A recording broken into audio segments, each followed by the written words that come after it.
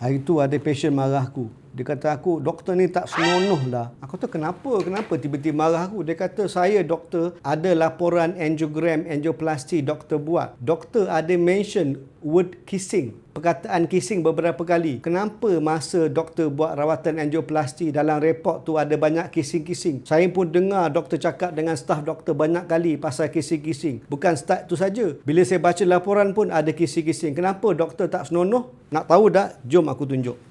Ini nama dia kissing balloon. Okey.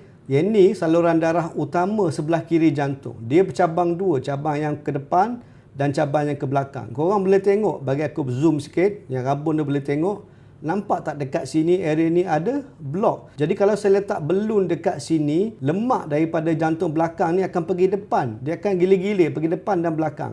Tak ada cara lain, kita kena tiupkan balloon dalam saluran darah jantung serentak. Yang ni satu, balun dekat depan jantung.